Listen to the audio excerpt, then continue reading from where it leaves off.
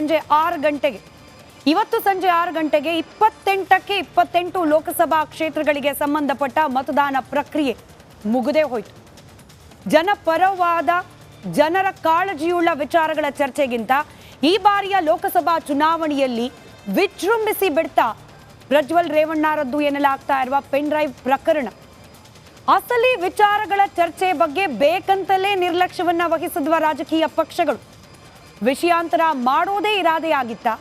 ವಿಷಯಾಂತರ ಮಾಡೋದ್ರಿಂದ ಆದ ಲಾಭ ಆದ್ರೂ ಏನು? ಅದರಲ್ಲೂ ಪ್ರಮುಖವಾಗಿ ಇವತ್ತು ನಡೆದ 14 ಲೋಕಸಭಾ ಕ್ಷೇತ್ರಗಳು ಬಹುತೇಕ ಕರ್ನಾಟಕದ ಉತ್ತರ ಭಾಗದಲ್ಲಿರ್ತಕ್ಕಂಥ ಜಿಲ್ಲೆಗೆ ಸಂಬಂಧಪಟ್ಟ ಲೋಕಸಭಾ ಕ್ಷೇತ್ರಗಳು. ಇಲ್ಲಿ ಪ್ರಜ್ವಲ್ ರೇವಣ್ಣರದ್ದು ಅಂತ ಹೇಳಲಾಗ್ತಾ ಇರುವ ಈ ಪೆನ್ ಡ್ರೈವ್ ಪ್ರಕರಣ ಮತದಾರರ ಮೇಲೆ ಪರಿಣಾಮ ಬೀರಿದೆಯಾ? ಚುನಾವಣೆ ಮುಗ್ದು ಹೋಯ್ತು, ಮೈತ್ರಿ ಕಥೆ ಏನು? ಮೈತ್ರಿ ಪಾರ್ಟ್ನರ್ ಜೆಡಿಎಸ್ ಮೇಲೆ, ಜೆಡಿಎಸ್ ಪಕ್ಷದ ಸಂಸದರ ಮೇಲೆ ಗಂಭೀರವಾದ ಆರೋಪ. ಈ ಮೈತ್ರಿ ವಿಚಾರದಲ್ಲಿ ಬಿಜೆಪಿ ನಿಲುವು ಬದಲಾಗತ್ತಾ? ಮತ್ತೊಂದು ಕಡೆ ಕಾಂಗ್ರೆಸ್ ಕೂಡ ಏನು ಸೇಫ್ ಹ್ಯಾಂಡ್ ಕ್ಲೀನ್ ಹ್ಯಾಂಡ್ ಆಗಿ ಕೂತಿಲ್ಲಲ್ಲ. ಆರೋಪ ಮತ್ತೆ ಕೇಳೋಕ್ ಸಿಕ್ಕಿದೆ. ಡಿ ಕೆ ಶಿವಕುಮಾರ್ ಅವರ ವಿರುದ್ಧವಾಗಿ ಮುಖ್ಯಮಂತ್ರಿ ಆಗಬೇಕು ಅನ್ನೋ ಕನಸನ್ನ ಹೊತ್ತಿರುವ ಮಹತ್ವಾಕಾಂಕ್ಷಿ ರಾಜಕಾರಣಿ ಡಿ ಕೆ ಶಿವಕುಮಾರ್ ಅವರ ಮುಖ್ಯಮಂತ್ರಿ ಆಗುವ ಆ ಹಾದಿಗೆ ಈ ಕಳಂಕ ಎಷ್ಟರ ಮಟ್ಟಿಗೆ ಅಡ್ಡಗಾಲಾಗೋ ಸಾಧ್ಯತೆ ಇದೆ? ಚರ್ಚೆ ಮಾಡೋಣ. ಚರ್ಚೆ ಪ್ರಾರಂಭಕ್ಕೂ ಮುಂಚೆ ಈ ಕ್ಷಣದ ಒಂದು ಅಪ್ಡೇಟ್ ಬ್ರೇಕಿಂಗ್ ಇದೆ, ಗಮನಿಸೋಣ. ಪ್ರಜ್ವಲ್ ರೇವಣ್ಣ ಅವರ ವಿರುದ್ಧವಾಗಿ ಮತ್ತೊಂದು ಕೇಸ್ ದಾಖಲಾಗಿದೆ.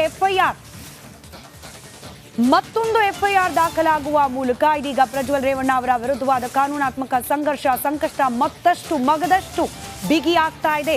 ಸಿಐಡಿ ಸೈಬರ್ ಠಾಣೆಯಲ್ಲಿ ದಾಖಲಾಗಿರುವ ಕೇಸ್ ಇದು. 3 ಪ್ರತ್ಯೇಕ ಪ್ರಕರಣಗಳಲ್ಲಿ ವಾಂಟೆಡ್ ಪ್ರಜ್ವಲ್ ರೇವಣ್ಣ. ಈ ಕ್ಷಣಕ್ಕೂ ಕೂಡ ಮಿಸ್ಸಿಂಗ್ ಪ್ರಜ್ವಲ್ ರೇವಣ್ಣ. ಅತ್ಯಾಚಾರ ಆರೋಪದ ಅಡಿಯಲ್ಲಿ ದಾಖಲಾಗಿದೆ ಎಫ್ಐಆರ್. 3ನೇ ಪ್ರಕರಣ ಇದು. ನಡಿ ಈಗ ಶುರು ಮಾಡೋಣ. ಕೇಸರಿಯಿಂದ ಮನೋಲ್ಲಾಸ ಮನಸ್ಸು ಮತ್ತೇರಿ ಕುಣಿದಾಡಿದೆ ನೋಡು, ಮನಸ್ಸು ಮತ್ತೇರಿ ಕುಣಿದಾಡಿದೆ ನೋಡು. ಕ್ಷಣ ಕ್ಷಣವೂ ಆಚರಿಸಿ ಕೇಸರಿ ಹಬ್ಬ. ವಿಮಲ್ ಬಾಯಲ್ಲಿ ಹೇಳಿ ಕೇಸರಿ. ಸಿಐಡಿ ಸೈಬರ್ ಠಾಣೆಯಲ್ಲಿ ಪ್ರಕರಣ ದಾಖಲಾಗಿದೆ. ಪ್ರಕರಣ ಏನೋ ದಾಖಲಾಯಿತು, ಆದರೆ ಅದಕ್ಕೆ ಮುಂಚೆ ರಾಜಕೀಯ ಆರೋಪ ಪ್ರತ್ಯಾರೋಪ. ಅಲ್ಲಿ ಮತದಾರರು ವೋಟ್ ಹಾಕ್ತಿದ್ದಾರೆ. ಮುಂದಿನ 5 ವರ್ಷಗಳ ಕಾಲ ದೇಶವನ್ನ ನಡೆಸಲಿಕ್ಕೆ ಭಾಗಿದಾರರಾಗುವ ಸಂಸದರು ಯಾರಾಗಬೇಕು ಅಂತ ಹೇಳಿ. ಆದರೆ ಇತ್ತ ರಾಜಕಾರಣಿಗಳ ಮಾತು ಕಂಪ್ಲೀಟ್ ಆಗಿ ಕೇಂದ್ರೀಕೃತವಾಗಿದ್ದು ಇದೇ ಪೆನ್ ಡ್ರೈವ್ ವಿಚಾರಕ್ಕೆ ಸಂಬಂಧಪಟ್ಟಂತೆ. ಕುಮಾರಸ್ವಾಮಿ ಅವರು ಪತ್ರಿಕಾಗೋಷ್ಠಿ ಕರೆದ್ರು. ಇವತ್ತು ಪತ್ರಿಕಾಗೋಷ್ಠಿ ಕರೆದಿದ್ರೆ ಹಿಂದೆ ಕೂಡ ಇದೆ ಕೆಲವೊಂದಷ್ಟು ಅನುಮಾನ, ರಾಜಕೀಯ ಲೆಕ್ಕಾಚಾರ ಇದೆಯಾ ಅಂತ ಹೇಳಿ. ಇತ್ತ ಅದಕ್ಕೆ ಕ್ಲಾರಿಫಿಕೇಶನ್ ಕೂಡ ಬರೋ ಪ್ರಯತ್ನ ಕಾಂಗ್ರೆಸ್ನಿಂದ ಆಗ್ತಾ ಇದೆ. ಇನ್ನು ಬಿಜೆಪಿ ಅವರು ಸುಮ್ಮನಿರ್ತಾರ? ಅವರು ಕರೆದ್ರು, ಪ್ರೆಸ್ ಮೀಟ್ ಮಾಡಿದ್ರು ಆರೋಪ ಕಾಂಗ್ರೆಸ್ನ ವಿರುದ್ಧವಾಗಿ. ಕುಮಾರಸ್ವಾಮಿ ಹಾಗೆ ಆರ್ ಅಶೋಕ್ ಅವರು ಇವತ್ತು ಮಾಡಿದಂತಹ ಆರೋಪಗಳ ಸ್ಯಾಂಪಲ್ಸ್ ಅವರದ್ದೇ ಮಾತುಗಳಲ್ಲಿ ನಿಮ್ಮ ಮುಂದೆ.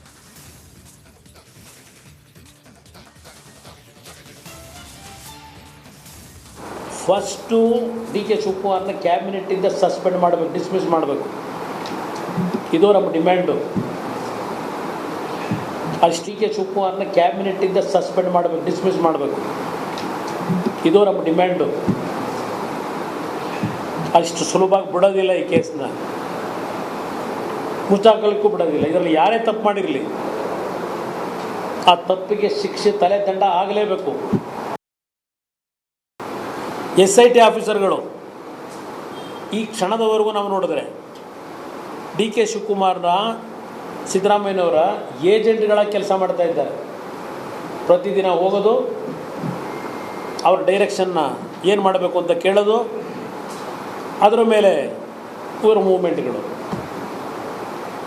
ನಿನ್ನೆ ಅವರೇನೋ ದೇವರಾಜೇಗೌಡರು ಒಂದು ಮಾತಾಡೋದ್ರಲ್ಲಿ ಯಾರೋ 2 SP ಹಾಕಿದಿರಲ್ಲ, ಯಾತಕ್ಕೆ ದೇವರಾಜೇಗೌಡರಿಗೆ ಹೀಗೆ ಬರ್ಕೊಡು ಅಂತ ಕೇಳಿದ್ರು. ಒಂದು ಪ್ಯಾರ ತೆಗೆದಾಕು ಅಂತ ಯಾಕೆ ಡಿಮ್ಯಾಂಡ್ ಮಾಡಿದ್ರು?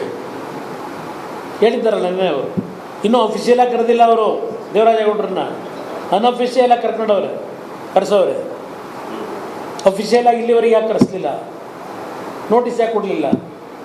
ಅನ್ಅಫಿಷಿಯಲಿ ಯಾಕೆ ಕರೆಸ್ಕೊಂಡ್ರಿ 2 ಬಾರಿ? ಇದೇ ನಿಮ್ಮ ಡಿ ಕೆ ಶಿವಕುಮಾರ್ ಎಲ್ಲ ರೆಡಿ ಮಾಡಿಬಿಟ್ಟಿದ್ದೀನಿ. ಅದು ಯಾವಲ್ಲ ಹಿಂದೆ ಒಂದು ಬೇರೆ ಒಂದು ಸಲ ಪಾಪ ಯಾರ ಬೆಳಗಾಮ ನಮ್ಮ ಸಾಹುಕಾರರ ಬಗ್ಗೆ ನಡೀತಲ್ಲ, ಅದೊಂದು ಸ್ವಲ್ಪ ಏನಾಯ್ತು ಅದು ಕೇಸು, ಬೆಳಗಾವಿ ಸಾಹುಕಾರರ ಮೇಲೆ ಇವರೇ ತಾನೇ ಮಾಡಿದ್ದೆಲ್ಲ, ಕರ್ಕೊಂಬಂದು ಯಾರನ್ನೋ ಕೂರಿಸಿ ಎಲ್ಲ ಇದು ಮಾಡ್ಕೊಂಡು ಅದು ಇದೆ. ಪಾಪ ಒಂದು ಆಡಿಯೋ ಇದೆ, 30-40 ಕೋಟಿ ಖರ್ಚು ಮಾಡಿದ್ದೀನಿ ಆ ಕೇಸಲ್ಲಿ, ಆ ಆಡಿಯೋನೂ ಇದೆ. ಇದೇ ನಿಮ್ಮ ಡಿ ಕೆ ಶಿವಕುಮಾರ್ ಎಲ್ಲ ರೆಡಿ ಮಾಡಿಬಿಟ್ಟಿದ್ದೀನಿ. ಅದು ಯಾವಲ್ಲ ಹಿಂದೆ ಒಂದು ಬೇರೆ ಒಂದು ಸಲ ಪಾಪ ಯಾರ ಬೆಳಗಾಮ ನಮ್ಮ ಸಾಹುಕಾರರ ಬಗ್ಗೆ ನಡೀತಲ್ಲ, ಅದೊಂದು ಸ್ವಲ್ಪ ಏನಾಯ್ತು ಅದು ಕೇಸು ಬೆಳಗಾವಿ. ದೇಶಕ್ಕೆ ಹೋಗಿರೋಂಥ ಪ್ರಜ್ವಲ್ ರೇವಣ್ಣ ಏನಿದ್ದಾರೆ, ಅವ್ರು ಹೋಗೋವಂಥದ್ದಕ್ಕೂ ಕೂಡ ಕಾಂಗ್ರೆಸ್ಸು ಕೈವಾಡ ಇದೆ, ಅದರಲ್ಲಿ ಕಾಂಗ್ರೆಸ್ಸಿನ ಕುತಂತ್ರ ಇದೆ. ಯಾಕಂದರೆ ಅವ್ರನ್ನ ವಿದೇಶಕ್ಕೆ ಹೋಗೋಕ್ಕೆ ಬಿಟ್ಟು ಮೋದಿಯವ್ರ ಮೇಲೆ ಆಪಾದನೆ ಮಾಡೋಕ್ಕೆ, ಇಲ್ಲೇ ಅರೆಸ್ಟ್ ಮಾಡಿದ್ರೆ ಅದು ಕೇಂದ್ರ ಸರ್ಕಾರಕ್ಕೆ ಬರಲ್ಲ, ಕೇಂದ್ರ ಸರ್ಕಾರದ ಮೇಲೆ ಆಪಾದನೆ ಮಾಡೋಕ್ಕೆ ಬರಲ್ಲ. ಅದಕ್ಕೆ ಐಡಿಯಾ ಮಾಡಿ ಇದೆಲ್ಲ ಈ ತ್ರಿಬಲ್ ಎಸ್ಗಳಿದಾರಲ್ಲ, ತ್ರಿಬಲ್ ಎಸ್ ಸುಜಿತ್ ವಾಲಾ, ಸುರ್ಜೇವಾಲಾ, ಸಿದ್ದರಾಮಯ್ಯ, ಶಿವಕುಮಾರ್, ಈ ತ್ರಿಬಲ್ ಎಸ್, ಈ SIT ಇದು SIT ಇದು ತ್ರಿಬಲ್ SIT ಪ್ಲಾನ್ ಮಾಡಿದ್ದಾರೆ. ನನಗನ್ಸ್ತೈತೆ ಇದು ಸ್ಕ್ರಿಪ್ಟ್ ರೈಟ್ರೇ ದೇಶದ ಮಾನ ಮರ್ಯಾದೆಯನ್ನು, ಅದರಲ್ಲೂ ವಿಶೇಷವಾಗಿ ದೇವೇಗೌಡರ ಮೊಮ್ಮಗ, ಕುಮಾರಸ್ವಾಮಿಯವರ ಅಣ್ಣನ ಮಗ ಅಂಥೇಳಿ ಒಂದು ರೀತಿ ಒಕ್ಕಲಿಗರನ್ನು ಟಾರ್ಗೆಟ್ ಮಾಡಿರೋವಂಥದ್ದು ಸಿದ್ದರಾಮಯ್ಯನವರು ಇದನ್ನು ಪ್ಲ್ಯಾನ್ ಮಾಡಿದ್ದಾರೆ, ಕಾಂಗ್ರೆಸ್ ಪ್ಲ್ಯಾನ್ ಮಾಡಿದ್ದಾರೆ. ಸರ್ಕಾರದ ಕೆಲಸ ಏನು? ಹೆಣ್ಣು ಮಕ್ಕಳ ಮಾನ ಮರ್ಯಾದೆ ರಕ್ಷಣೆ ಮಾಡಬೇಕು, ಹೆಣ್ಣು ಮಕ್ಕಳಿಗೆ ಅಗೌರವ ಆಗಬಾರ್ದು, ಇದು ಸರ್ಕಾರದ ಕರ್ತವ್ಯ. ಈ ಸರ್ಕಾರನೇ ಪ್ರಾಯೋಜಿತ ಮಾತುಗಳು ಎಲ್ಲಿಂದ ಎಲ್ಲಿಗೆ ಹೋಗ್ತಿದೆ ಅಂದರೆ ನಿಜವಾಗ್ಲೂ ಕೂಡ ಕಾಳಜಿ ಯಾರಿಗೆ, ಯಾರ ಮೇಲೆ ಇದೆಯಾ, ಉಳಿದಿದೆಯಾ ಪ್ರಶ್ನೆ ಮಾಡಲೇಬೇಕು. ಅದರ ಜೊತೆಗೆ ಲೋಕಸಭಾ ಚುನಾವಣೆ, ನಾನಾಗಲೇ ಹೇಳಿದಾಗೆ ದೇಶದ ಮುಂದಿನ 5 ವರ್ಷಗಳ ಭವಿಷ್ಯವನ್ನು ಬರೆಯುವಂತಹ ಅಭ್ಯರ್ಥಿಗಳನ್ನು ಆಯ್ಕೆ ಮಾಡುವಂತಹ ಚುನಾವಣೆ. ಆದರೆ ಫೋಕಸ್ ಎಲ್ಲಿದೆ? ಚರ್ಚೆ ಪ್ರಾರಂಭ ಮಾಡೋಣ. ಚರ್ಚೆಯಲ್ಲಿ ಬಿಜೆಪಿ ವಕ್ತಾರರಾದ ಚಂದ್ರಶೇಖರ್ ಅವರಿದ್ದಾರೆ, ಹಾಗೆ ಹಿರಿಯ ಪತ್ರಕರ್ತರಾದ ರಾಮಕೃಷ್ಣ ಉಪಾಧ್ಯಾಯ ಅವರಿದ್ದಾರೆ, ಹಾಗೆ ಕ್ವಿಕ್ ರಿಯಾಕ್ಷನ್ ಈ ಕ್ಷಣದ ಅಪ್ಡೇಟ್ನೊಂದಿಗೆ ನಮ್ಮ ಪೊಲಿಟಿಕಲ್ ಬ್ಯೂರೋ ಚೀಫ್ ವಿಜಯ್ ಅವರು, ಹಾಗೆ ಸುನಿಲ್ ಧರ್ಮಸ್ಥಳ ನನ್ನ ಹಿರಿಯ ಸಹೋದ್ಯೋಗಿ ಇಬ್ಬರು ಕೂಡ ಲೈವ್ನಲ್ಲಿದ್ದಾರೆ. ಅತಿಥಿಗಳನ್ನು ಮಾತನಾಡ್ಸೋಕೆ ಮುಂಚೆ ಕ್ವಿಕ್ ಆಗಿ ಸುನಿಲ್, ನಾವು ಇವತ್ತು ಇಡೀ ದಿನದ ಆರೋಪ ಪ್ರತ್ಯಾರೋಪವನ್ನು ಗಮನಿಸಿದ್ವಿ. ಬಟ್ ಪ್ರಶ್ನೆ ಇರೋದು, ಈ SITನ ಟ್ರಿಪಲ್ SIT ಅಂತಾರೋ ಮತ್ತೊಂದಂತಾರೋ ಮಗದೊಂದಂತಾರೋ ಈ ಆರೋಪಗಳು ತನಿಖೆ ಮೇಲೆ ನಿಜಕ್ಕೂ ಪರಿಣಾಮ ಬೀರುತ್ತಾ? ಎರಡನೇದು ಪ್ರಶ್ನೆ, ಕುಮಾರಸ್ವಾಮಿ ಅವರು ಮಾಡಿರ್ತಕ್ಕಂಥ ಗಂಭೀರ ಆರೋಪ, ನೀವು ಆರೋಪ ಯಾರ ಮೇಲಿದೆ ಅವ್ರನ್ನ ಮಾತ್ರ ಹುಡುಕ್ತಿದ್ದೀರಿ, ಯಾರು ಸ್ಪ್ರೆಡ್ ಮಾಡಿದ್ರು ಅವ್ರನ್ನ ಹುಡುಕ್ತಿಲ್ಲ. ಈಗ JDSನ ಲೀಗಲ್ ಸೆಲ್ ಕೂಡ ಕಂಪ್ಲೇಂಟ್ ಕೊಟ್ಟಿದೆ SITಗೆ, ಅವರನ್ನು ಹುಡುಕಿ ಅಂತ ಹೇಳಿ. ಏನು ಎಕ್ಸ್ಪೆಕ್ಟ್ ಮಾಡ್ಬೋದು SITಯ ಮುಂದಿನ ಮೂವ್? ಎಸ್ ಸ್ಮಿತಾ, ಮೊದಲನೇ ಪ್ರಶ್ನೆಗೆ ಉತ್ತರ ಹೇಳ್ತೀನಿ. SIT ಅಧಿಕಾರಿಗಳ ಜೊತೆ ಮಾತನಾಡುವಂಥ ಸಂದರ್ಭದಲ್ಲಿ ಈ ರೀತಿಯ ರಾಜಕೀಯ ಆರೋಪ ಪ್ರತ್ಯಾರೋಪಗಳಿಗೆ ಸಂಬಂಧಪಟ್ಟಂತೆ ಒಂದು ಪ್ರತಿಕ್ರಿಯೆಯನ್ನು ನೀಡಿದರು. ನಮ್ಮ ಕಾನ್ಸಂಟ್ರೇಷನ್ ಏನಿದ್ರು ಕೂಡ ಇನ್ವೆಸ್ಟಿಗೇಷನ್ ಕಡೆಗೆ ಮಾತ್ರ, ನಾವು ಯಾವುದೇ ಕಾರಣಕ್ಕೂ ಕೂಡ ರಾಜಕೀಯ ವಿಚಾರಗಳಿಗೆ ಸಂಬಂಧಪಟ್ಟಂತೆ ಪ್ರತಿಕ್ರಿಯೆಯನ್ನು ಕೊಡಲ್ಲ, ಅದಕ್ಕೆ ತಲೆ ಕೆಡಿಸ್ಕೊಳ್ಳೋದು ಇಲ್ಲ, ನಾವು ನಮ್ಮ ವರ್ಕ್ ಏನಿದೆ ಅದನ್ನು ನೀಟಾಗಿ ಮಾಡ್ಕೊಂಡು ಹೋಗ್ತಾ ಇದ್ದೀವಿ ಅನ್ನುವಂಥ ಹೇಳಿದರು. ಇನ್ನು ಎರಡನೇ ವಿಚಾರಕ್ಕೆ ಸಂಬಂಧಪಟ್ಟಂತೆ ಹೇಳೋದಿದ್ರೆ, ಈಗಾಗಲೇ SIT ಅಧಿಕಾರಿಗಳು ಈ ಒಂದು ದಾಖಲಾಗಿರುವಂಥ ಪ್ರಕರಣಗಳಿಗೆ ಸಂಬಂಧಪಟ್ಟಂತೆ ತನಿಖೆಯನ್ನು ನಡೆಸ್ತಾ ಇದ್ದಾರೆ. ಈಗ ದಾಖಲಾಗಿರುವಂತಹ ಪ್ರಕರಣಗಳ ವಿಕ್ಟಿಮ್ಗಳನ್ನು ಕೂಡ ಮಾತಾಡಿಸಿದ್ದಾರೆ, ಅವರ ಹೇಳಿಕೆಗಳನ್ನು ಕೂಡ ದಾಖಲಿಸಿದ್ದಾರೆ. ಇಲ್ಲಿ ವಿಡಿಯೋ ವೈರಲ್ ಆಗ್ತಿರುವಂಥಕ್ಕೆ ಸಂಬಂಧಪಟ್ಟಂತೆ ಕ್ರಮವನ್ನು ಕೈಗೊಳ್ಳಬೇಕಾಗಿರುವಂಥದ್ದು ಹೌದು. ಆದರೆ ಪ್ರಯಾರಿಟಿ ವೈಸ್ ನೋಡೋದಿದ್ರೆ, ಯಾವ ಮಹಿಳೆಯರ ಮೇಲೆ ದೌರ್ಜನ್ಯ ಆಗಿದೆ ಅವರಿಗೆ ನ್ಯಾಯ ಕೊಡಿಸಬೇಕಾದಂಥದ್ದು ಮೊದಲ ಆದ್ಯತೆ. ಹಾಗಾಗಿ ಆ ನಿಟ್ಟಿನಲ್ಲಿ ನಾವು ತನಿಖೆಯನ್ನು ನಡೆಸ್ತಾ ಇದ್ದೀವಿ. ಅದಕ್ಕೆ ಸಂಬಂಧಪಟ್ಟಂತೆ ಎಲ್ಲ ಪ್ರಕ್ರಿಯೆಗಳನ್ನು ಕೂಡ ಮುಗಿಸ್ತಾ ಇದ್ವಿ. ಬಹುತೇಕ ಇನ್ನೊಂದು 8ರಿಂದ 10 ದಿನಗಳ ಒಳಗಾಗಿ ತನಿಖೆಗೆ ಸಂಬಂಧಪಟ್ಟಂಥ ಸಂಪೂರ್ಣ ಪೋರ್ಷನ್ ಏನಿದೆ ಅದನ್ನು ಕಂಪ್ಲೀಟ್ ಮಾಡ್ತೀವಿ ಅನ್ನುವಂಥ ಒಂದು ವಿಚಾರವನ್ನು ಕೂಡ SIT ಅಧಿಕಾರಿಗಳು ಹೇಳ್ತಾ ಇದ್ರು. ಹಾಗಾಗಿ ಮೊದಲನೇದಾಗಿ ವಿಕ್ಟಿಮ್ಗಳಿಗೆ ಸಂಬಂಧಪಟ್ಟಂತೆ ತನಿಖೆ ಆಗ್ತಾ ಇದೆ. ಅದರ ಬೆನ್ನಲ್ಲೇ, ಅಂದರೆ ಅದು ಸ್ವಲ್ಪ ಮಟ್ಟಿಗೆ ಆ ಒಂದು ತನಿಖೆ ಪೂರ್ಣಗೊಳ್ತಾ ಇದ್ದಂತೆ ವಿಡಿಯೋ ವೈರಲ್ ಮಾಡಿದವರು ಯಾರು, ಅದರ ಹಿಂದೆ ಯಾರ್ಯಾರಿದ್ದಾರೆ, ಇದಕ್ಕೆ ಸಂಬಂಧಪಟ್ಟಂತೆ ತನಿಖೆ ಆಗುತ್ತೆ. ಈ ಕುರಿತಾಗಿ ಈಗಾಗಲೇ SIT ಅಧಿಕಾರಿಗಳು ಯಾರ್ಯಾರ ಕಡೆಯಿಂದ ವಿಡಿಯೋ ವೈರಲ್ ಆಗಿದೆ ಅವರೆಲ್ಲರ ಬಗ್ಗೆ ಸಂಪೂರ್ಣವಾದ ಒಂದು ಮಾಹಿತಿಯನ್ನು ಸಂಗ್ರಹಿಸಿದ್ದಾರೆ. ಇನ್ನು 2 ಅಥವಾ 3 ದಿನಗಳ ಒಳಗಾಗಿ ಈ ವಿಡಿಯೋ ವೈರಲ್ ಮಾಡಿದವರು ಕೂಡ ಅರೆಸ್ಟ್ ಆಗುವಂತ ಚಾನ್ಸಸ್ ಇದೆ. ಸ್ಮಿತಾ, ಸಂಪರ್ಕದಲ್ಲಿರಿ ಸುನಿಲ್. ವಿಜಯ್, ಈಗ ರಾಜಕೀಯ ಪರಿಣಾಮಗಳ ಬಗ್ಗೆ ಯೋಚನೆ ಮಾಡೋದಾದ್ರೆ ಎಲ್ಲಾ ಪಕ್ಷದ ಕೈಗೂ ಕೂಡ ಕೊಳೆ ಮೆತ್ಕೊಂಡ್ ಬೀಳ್ತಾ ಅಂತ ಹೇಳಿ ಮೈತ್ರಿಯನ್ನ ಧರ್ಮವನ್ನ ಮುಂದುವರಿಸ್ಕೊಂಡು ಹೋಗ್ತಿದ್ದಾರೆ, ಸ್ತ್ರೀ ಪೀಡಕರ ಪಕ್ಷದ ಜೊತೆಯಲ್ಲಿ ಮೈತ್ರಿ ಅಂತ ಹೇಳಿ ಬಿಜೆಪಿ ಮೇಲೂ ಆರೋಪ, ಇನ್ನು JDS ನಲ್ಲಿ ಇಂಥವರನ್ನ ಪೋಷಣೆ ಮಾಡಿದ್ದಾರೆ ಅಂತ ಹೇಳಿ JDS ಮೇಲೂ ಆರೋಪ, ಇತ ಕಾಂಗ್ರೆಸ್ನ DK ಶಿವಕುಮಾರ್ ಮೇಲೂ ಕೂಡ ಆರೋಪ. ಈ ಮೂರು ಪಕ್ಷದ ವಿರುದ್ಧವಾಗಿಯೂ ಕೂಡ ಕಳಂಕ ಇರೋದ್ರಿಂದ ಪರಿಣಾಮ ಅದರಲ್ಲೂ ಚುನಾವಣೆ ಮೇಲೆ ಹೆಂಗಾಗಬಹುದು ಇದು ಅಂತ ಹೇಳಿ ಪೊಲಿಟಿಕಲಿ. ಖಂಡಿತವಾಗ್ಲೂ ಸ್ಮಿತಾ, ಪ್ರಜ್ವಲ್ ರೇವಣ್ಣ ಸಂಬಂಧಪಟ್ಟಂತೆ ಏನು ಆ ಒಂದು ವಿಡಿಯೋ ಬಂತು, ಯಾರೂ ಕೂಡ ಕ್ಷಮಿಸಲಾಗದಂಥ ಅಪರಾಧ ಮತ್ತು ಜೊತೆಗೆ ಯಾರೂ ಕೂಡ ಅದನ್ನು ಸಮರ್ಥನೆ ಮಾಡಿಕೊಳ್ಳಲಾದಂತಹ ಪ್ರಕರಣ ಆಗಿರುವಂಥದ್ದು. ರಾಜಕೀಯವೇ ಕೂಡ ಸಾಕಷ್ಟು ಸಂಚಲನಕ್ಕೆ ಕಾರಣ ಆಗಿರುವಂಥದ್ದು. ಆದರೆ ಇಲ್ಲಿ ಒಂದು ಗಮನಿಸಬೇಕಾದ ಅಂಶ, ಚುನಾವಣೆಗಿಂತ ಮುಂಚೆ ಬಂದ ನಂತರ BJP ಮತ್ತು JDS ಮೈತ್ರಿ ಸಂಬಂಧಪಟ್ಟಂತೆ ಅದು ನರೇಂದ್ರ ಮೋದಿ ಮತ್ತು ಅಮಿತ್ ಶಾ ಅವರ ಹೆಸರನ್ನ ಕಾಂಗ್ರೆಸ್ ನಾಯಕರು ಎಳೆದು ಇದಕ್ಕೆ ಅವರು ಉತ್ತರ ಕೊಡಬೇಕು ಅಂತ. ಅಂದರೆ ಸಂಪೂರ್ಣವಾಗಿ ಇದು ರಾಜಕೀಯವಾಗಿ ತಿರುವನ್ನು ತೆಗೆದುಕೊಳ್ತು.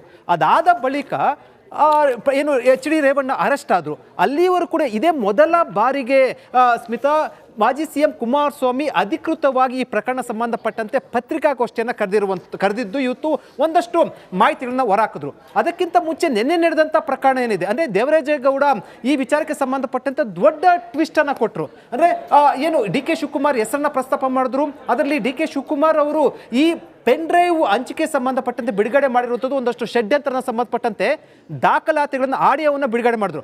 ಆಡಿಯೋ ಅದು ನ್ಯಾಯಾಲಯದಲ್ಲಿ ಅಥವಾ ಹೊರಗಡೆ ಅದು ಎಷ್ಟರ ಮಟ್ಟಿಗೆ ಅದು ಪ್ರೂವ್ ಆಗುತ್ತೆ ಅಥವಾ ಅದನ್ನು ಎಷ್ಟರ ಮಟ್ಟಿಗೆ ಕನ್ಸಿಡರ್ ಮಾಡ್ತಾರೆ ಅನ್ನೋದು ಸೆಕೆಂಡ್ರಿ. ಆದರೆ ಇಡೀ ದಿಕ್ಕನ್ನ ಬದಲಿಸ್ತು. ಜೊತೆಗಿಂದು ಕುಮಾರಸ್ವಾಮಿ ಪತ್ರಿಕಾಗೋಷ್ಠಿ ಮಾಡಿ ಒಂದೇ ಹೆಜ್ಜೆ ಮುಂದೆ ಹೋಗಿ ಮತ್ತೊಂದು ಆಡಿಯೋವನ್ನು ಬಿಡುಗಡೆ ಮಾಡಿದ್ರು. ಈ ಎಲ್ಲ ಪ್ರಕರಣದ ನಂತರ ಒಂದು ಅಲ್ಟಿಮೇಟ್ ಆಗಿ ಒಂದು ನಿರ್ಧಾರ ಅಥವಾ ಒಂದು ಡಿಮ್ಯಾಂಡ್ ಅನ್ನು ಇಟ್ಟಿರುವಂಥದ್ದು, SIT ತನಿಖೆಯಿಂದ CBI ಅಥವಾ ನ್ಯಾಯಾಂಗ ತನಿಖೆ ಮಾಡಬೇಕು ಅಂತ ಡಿಮ್ಯಾಂಡ್ ಅನ್ನು ಇಟ್ಟಿರುವಂಥದ್ದು. ಅಂದರೆ ಕಾಂಗ್ರೆಸ್ನ ನಾಯಕರುಗಳು ಇದರಲ್ಲಿ ಅಂದರೆ ಪ್ರಜ್ವಲ್ ರೇವಣ್ಣ ಸಂಬಂಧಪಟ್ಟಂತೆ ಅವ್ರು ಯಾರು ಕೂಡ ಮಾತಾಡ್ತಾ ಇಲ್ಲ. ಪ್ರಜ್ವಲ್ ರೇವಣ್ಣನ ಶಿಕ್ಷೆ ಮಾಡಬೇಕು, ಆ ಪ್ರಕರಣದ ಸಮರ್ಥನೆ ಇಲ್ಲ ಅಂತ. ಆದರೆ ಈ ಪೆನ್ ಡ್ರೈವ್ ಹಂಚಿಕೆ ಮಾಡುವಂಥದ್ದು ಮತ್ತು ಈ ವಿಚಾರದ ಒಂದಷ್ಟು ಷಡ್ಯಂತ್ರ ಆಗ್ತಾ ಇದೆ ಅನ್ನೋಂಥದ್ದೇನಿದೆ, ಅದನ್ನು ಈಗ ರಾಜಕೀಯವಾಗಿ ಮುನ್ನೆಲೆಗೆ ಬಂದಿರುವಂಥದ್ದು. CBI ಅಥವಾ ನ್ಯಾಯಾಂಗ ತನಿಖೆ ಅಂತ CBIಗೆ ಹೇಳಿದ ತಕ್ಷಣ ಕೂಡ ಅಥವಾ ಏನು BJP JDS ಆಗ್ರಹ ಮಾಡ್ತಾ ಇದೆ, ಕೂಡಲೇ ಕೂಡ ಸರ್ಕಾರ CBIಗೆ ಕೊಡೋದಿಲ್ಲ. ಆದರೆ ಇದು ಮುಂದಿನ ದಿನಗಳಲ್ಲಿ ಒಂದಷ್ಟು ತಿರುವನ್ನು ತೆಗೆದುಕೊಳ್ಳುವಂಥದ್ದು. ಈಗ ಹೈಕೋರ್ಟಲ್ಲಿ PL ಹಾಕುವ ಸಂಬಂಧಪಟ್ಟಂತೆ ಈಗ ಚಿಂತನೆ ಆರಂಭ ಆಗಿರುವಂಥದ್ದು. ಅಂದರೆ ಏನು ಷಡ್ಯಂತ್ರ ಅಂತ ಇವರು ಹೇಳ್ತಾ ಇದ್ದಾರೆ, ದೇವರಾಜೇಗೌಡ ಹೇಳ್ತಾ ಇರುವಂಥದ್ದು, ಮಾಜಿ CM ಕುಮಾರಸ್ವಾಮಿ ಒಂದಷ್ಟು ದಾಖಲಾತಿಗಳನ್ನು ಕೊಡುವ ಮೂಲಕ CBI ತನಿಖೆಗೆ ಸಂಬಂಧಪಟ್ಟಂತೆ ಕೊಡುವಂಥ ಆಗ್ರಹ ವ್ಯಕ್ತಪಡಿಸುವಂಥದ್ದು. ಆದರೆ ಒಂದೊಂದು ಬಹಳ ಸ್ಪಷ್ಟ, ಈ ವಿಚಾರ ಈಗ ರಾಜಕೀಯವಾಗಿ ಬೇರೆ ರೀತಿಯ ತಿರುವನ್ನು ತೆಗೆದುಕೊಂಡಿರುವಂಥದ್ದು. ಕಾಂಗ್ರೆಸ್ನತ್ತ ಈ ಬಾಣ ಹೋಗ್ತಾ ಇರುವಂಥದ್ದು. ಇದು ಎಲ್ಲಿಗೆ ಹೋಗಿ ಮುಟ್ಟುತ್ತೆ ಅನ್ನೋದನ್ನ ಕಾದು ನೋಡಬೇಕು. ಯಾಕಂದ್ರೆ ಇದಕ್ಕೆ ಪೂರಕವಾಗಿ ಕಾಂಗ್ರೆಸ್ನ ನಾಯಕರು ಎಲ್ಲೂ ಕೂಡ ಮಾತಾಡ್ತಾ ಇಲ್ಲ. ಅಂದ್ರೆ ಇದು ಬೇರೆ ರೀತಿಯ ತಿರುವನ್ನು ತೆಗೆದುಕೊಳ್ಳುವಂತ ಎಲ್ಲ ಸಾಧ್ಯತೆ ಇರುವಂತದ್ದು. ಸ್ಮಿತಾ, ರೈಟ್. ಧನ್ಯವಾದ ಸುನಿಲ್, ಹಾಗೆ ಧನ್ಯವಾದ ವಿಜಯ್, ಇಬ್ಬರಿಗೂ ಕೂಡ ಮಾಹಿತಿಗಾಗಿ.